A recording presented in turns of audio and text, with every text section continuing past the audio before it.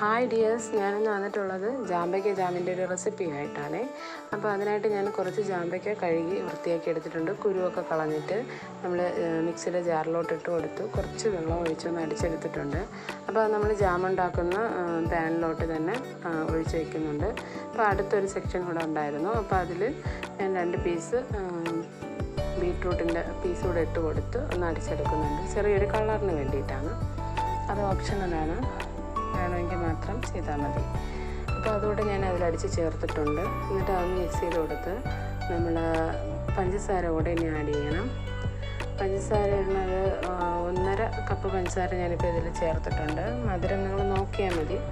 Jam കുറച്ച് മധുരം കൂടുതലാണല്ലോ, അപ്പോൾ നമ്മൾ അങ്ങനെ മധുരം ആവശ്യത്തിന് ചേർത്ത് കൊടുത്തതിന് ശേഷം നമ്മൾ അടുപ്പിലോട്ട് വെച്ചിട്ട് ഒന്ന് ഫ്ലെയിം ഓണാക്കി കൊടുക്കണം. എന്നിട്ട് നമ്മൾ ചെറുതായിട്ടൊന്ന് ഇളക്കി കൊടുത്താൽ മതി. നന്നായിട്ട് തിളക്കേണ്ട ഇതുണ്ട്. അപ്പോൾ അത്രയും എപ്പോഴും ഇങ്ങനെ ഇളക്കിക്കൊണ്ടിരിക്കേണ്ട. കുറച്ചൊന്ന് ഇതാക്കിയിട്ട് നമ്മൾ തവി മാറ്റിയിട്ട് അടുപ്പ് നല്ലൊരു ഫ്ലെയിമിൽ അങ്ങിട്ട് കൊടുക്കണം. ഫുൾ ഫ്ലെയിമിൽ വെച്ചാൽ മതി. അപ്പോൾ നന്നായിട്ട് തിളച്ച് വരും. നമ്മൾ കെമിക്കലൊന്നും ചേർക്കാത്ത ജാമ് മക്കൾക്ക് കൊടുക്കുമ്പോൾ നല്ലതല്ലേ. അപ്പോൾ ഇത് എനിക്ക് എൻ്റെ നാത്തൂൻ്റെ വീട്ടിൽ നിന്ന് കിട്ടിയതായിരുന്നു. അപ്പോൾ നോമ്പ് സമയത്തായിരുന്നു കേട്ടോ ഇത് ചെയ്തത്. അല്ലാതെ ആ ടൈമിൽ ഇങ്ങനെ കഴിക്കാൻ പറ്റത്തില്ലല്ലോ. അപ്പോൾ അതുകൊണ്ട് ഞാനത് ജാമായിട്ട് ചെയ്തെടുത്തു. അപ്പോൾ നല്ലതായിട്ടൊന്ന് ഇളക്കി കൊടുക്കാം. അപ്പോൾ ഇത് നമ്മൾ ചെയ്ത് വന്നപ്പോൾ ഇത്രയും കളറില്ലായിരുന്നു. ഇത് കണ്ടില്ലേ, തിളച്ചപ്പോൾ തന്നെ കളർ അങ്ങ് മാറി. പിന്നെ അത് കഴിഞ്ഞിട്ട് അതിൻ്റെ സൈഡിലായിട്ട് വരുന്നത് ജാമ്പയ്ക്ക് നല്ല പഴുത്തതല്ലാത്തത് കൊണ്ട് ഒരു ചെറിയ അതിൻ്റെ ഒരു കറ പോലത്തതും പഞ്ചസാരയുടെ തന്നെ ഒരു കളറും ഒക്കെയാണ് ഇങ്ങനെ പതഞ്ഞ് വരുന്നത്. അപ്പം ഞാൻ അത് സ്പൂൺ വെച്ച് അതൊന്ന് കോരി മാറ്റി കൊടുത്തിട്ടുണ്ട്. നല്ല പഴുത്ത ജാമ്പയ്ക്ക ആകുമ്പോൾ കുറച്ചുകൂടെ ഇതായിരിക്കും, നല്ല ടേസ്റ്റ് ഉണ്ടായിരുന്നു. പക്ഷേ അതിങ്ങനെ തിളച്ച് ഇങ്ങനെ കുറുകി വറ്റി വരും. അപ്പോൾ കുറച്ചുകൂടെ നമ്മൾ കയ്യിൽ ആവി അടിക്കാണ്ട് സൂക്ഷിച്ച് നോക്കി ചെയ്യണം.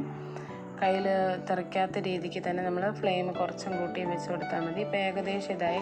എൻ്റെ കയ്യിൽ തെറിച്ച് തുടങ്ങിയപ്പോഴേക്കും ഞാൻ ഫ്ലെയിം ഒന്ന് കുറച്ച് വെച്ചതാണേ. ഇത് ഇളക്കി കൊടുക്കുക. നല്ല ടേസ്റ്റ് ഉണ്ടായിരുന്നു. അപ്പോൾ എല്ലാവരും ട്രൈ ചെയ്ത് നോക്കിയിട്ട് ഫീഡ്ബാക്ക് അറിയിക്കാൻ മറക്കരുത്. ലൈക്ക് ചെയ്യാനും ഷെയർ ചെയ്യാനും കമൻറ്റ് ചെയ്യാനും മറക്കരുത്. അതുപോലെ തന്നെ ഇതുവരെയും എൻ്റെ ചാനൽ സബ്സ്ക്രൈബ് ചെയ്യാതെ കാണുന്നവരാണെങ്കിൽ ഒന്ന് സബ്സ്ക്രൈബ് ചെയ്തുകൊണ്ട് സപ്പോർട്ട് ചെയ്യണം. ഇതിപ്പോൾ ഏകദേശം ആയി വന്നിട്ടുണ്ട്. നമ്മൾ ചെറിയ ഫ്ലെയിമിൽ വെച്ചിട്ടാണ് ഇപ്പോൾ ഇങ്ങനെ ചെയ്തുകൊണ്ടിരിക്കുന്നത്. നല്ല ടേസ്റ്റ് ഉണ്ടായിരുന്നു കേട്ടോ. അപ്പോൾ നമുക്ക് ഏത് ഫ്രൂട്ട് വെച്ചിട്ടും ഇതുപോലത്തെ ഒരു മെത്തേഡിൽ ചെയ്തെടുക്കാൻ പറ്റും. അപ്പോൾ നമ്മൾ പൈനാപ്പിളൊക്കെ വെച്ച് ചെയ്യുകയാണെങ്കിൽ അതും അതുപോലെ തന്നെ ചെയ്തെടുക്കാം. ഇപ്പോൾ ഇത് ഇങ്ങനെ തന്നെ ചെയ്തെടുക്കുന്നുണ്ട്. പക്ഷേ നമ്മൾ അത് കുറച്ചൊന്ന് തണുത്ത് കഴിയുമ്പോഴത്തേക്കും കറക്റ്റ് പരുവാകും. നല്ല ടേസ്റ്റ് ഉണ്ടായിരുന്നു. ഇത് ചെയ്ത് വെച്ച് കുറച്ച് ദിവസം, പിന്നെ നോമ്പായതുകൊണ്ട് പകലൊന്നും മക്കളെ എടുത്തില്ല. അതിന് ശേഷമുള്ള ടൈമിൽ ഇടയ്ക്കൊക്കെ ഇങ്ങനെ എടുത്ത് കഴിക്കുമായിരുന്നു. നല്ല ടേസ്റ്റ് ഉണ്ടായിരുന്നു. അപ്പോൾ എല്ലാവരും ട്രൈ ചെയ്ത് നോക്കുമെന്ന് വിശ്വസിക്കുന്നു. വീഡിയോസ് എല്ലാം കണ്ട് എല്ലാവരും സപ്പോർട്ട് ചെയ്യണം.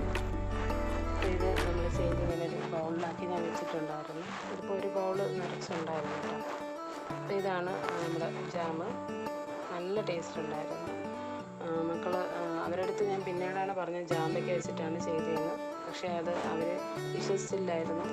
പിന്നെ ഞാൻ ഇങ്ങനെ വീഡിയോ കാണിച്ചു കൊടുത്തപ്പോഴാണ് അവർക്ക് മനസ്സിലായത്. പക്ഷേ എന്നിട്ട് പറഞ്ഞായിരുന്നു നമ്മൾ കടയിൽ നിന്ന് വാങ്ങുന്നത് പോലെ തന്നെ